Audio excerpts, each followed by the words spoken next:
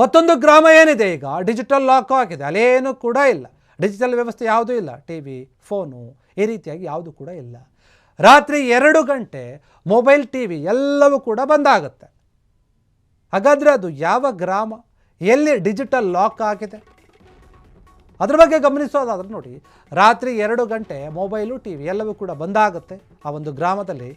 ಆ ಗ್ರಾಮ, ಇಡೀ ಗ್ರಾಮ ಡಿಜಿಟಲ್ ಲಾಕ್ ಆಗಿಬಿಡುತ್ತೆ, ಏನೂ ಕೂಡ ನಡೆಯೋದಿಲ್ಲ. ಸಂಜೆ 7 ಗಂಟೆ ಆದರೆ ನಿಮ್ಮ mobile, T V switch off ಆಗಿಬಿಡುತ್ತೆ ಆ ಒಂದು ಗ್ರಾಮದಲ್ಲಿ. SSLC ಮಕ್ಕಳ ಓದಿಗಾಗಿ ಮೊಬೈಲ್, ಟಿ ವಿಗೆ ಬೀಗ ಬಿದ್ದಿದೆ. ಮಕ್ಕಳ ಕೈಗೆ ಪುಸ್ತಕ, ಟಿ ವಿಗೆ ಮುಕ್ತಿಯನ್ನು ಕೊಡಲಾಗ್ತಾ ಇದೆ ಆ ಗ್ರಾಮದಲ್ಲಿ. ಹಾವೇರಿ ಗ್ರಾಮೀಣ ಭಾಗದಲ್ಲಿ ಓದಿನ ಸಮಯ ಕಡ್ಡಾಯಗೊಳಿಸಿದ್ದಾರೆ. ಕಡ್ಡಾಯ ಆಗಿದೆ, ಓದಲೇಬೇಕು ಅಂತ ಹೇಳಿ. SSLC ಫಲಿತಾಂಶ ಸುಧಾರಣೆಗಾಗಿ ಹಾವೇರಿ ಶಿಕ್ಷಣ ಇಲಾಖೆ ದಿಟ್ಟ ಹೆಜ್ಜೆಯನ್ನು ಇಟ್ಟಿದೆ. ಹಳ್ಳಕ್ಕಿ ಹಳ್ಳಿ ಏನಿದೆ ಅಲ್ಲಿ ಮೊಬೈಲು, ಟಿ ವಿ ಏನೂ ಇಲ್ಲ. ಪ್ರತಿನಿತ್ಯ ಸಂಜೆ 7ರಿಂದ 9 ಗಂಟೆಯವರೆಗೆ ಮೊಬೈಲು, ಟಿ ವಿ ಇವೆಲ್ಲವನ್ನು ಕೂಡ ಸ್ವಿಚ್ ಆಫ್ ಮಾಡಬೇಕು.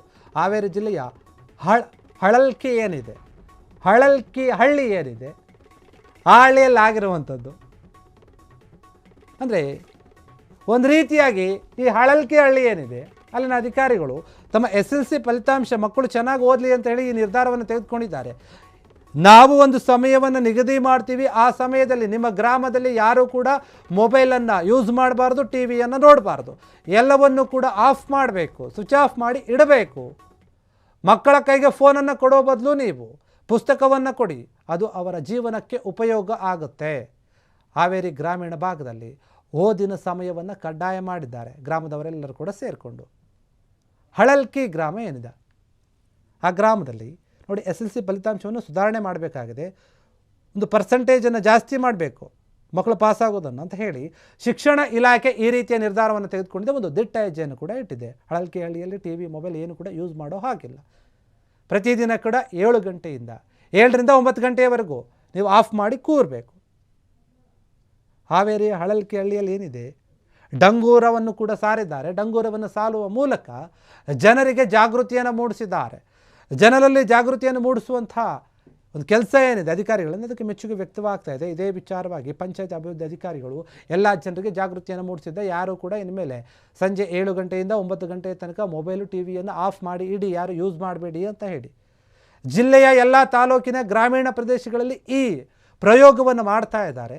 ಇದು ವರ್ಕೌಟ್ ಆದರೆ ನಿಜಕ್ಕೂ ಕೂಡ ಒಂದು ಉತ್ತಮ ಫಲಿತಾಂಶ ಬಂದರೆ ಇದನ್ನು ಬೇರೆ ಬೇರೆ ಕಡೆಯಲ್ಲೂ ಕೂಡ ಮುಂದುವರಿಸ್ತಾರೆ. ಈ ಒಂದು ಯೋಚನೆಯನ್ನು ಮಾಡಿದೆ ಶಿಕ್ಷಣ ಇಲಾಖೆ. ಯಾಕಂದರೆ SSLC ಫಲಿತಾಂಶವನ್ನು ಜಾಸ್ತಿ ಬರೋ ಥರ ಮಾಡಬೇಕು, ಮಕ್ಕಳು ಓದಿನ ಕಡೆ ಗಮನ ಕೊಡಬೇಕು.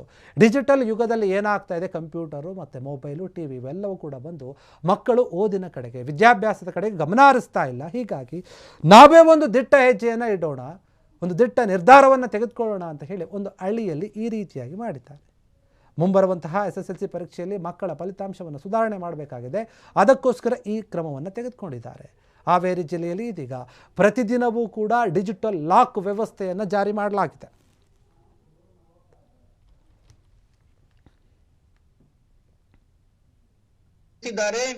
ಪಾಲಕರು ತಮ್ಮ ಮಕ್ಕಳು ಓದಲಿ, ಗ್ರಾಮದ ಪಾಲಕರಲ್ಲಿ ವಿನಂತಿ.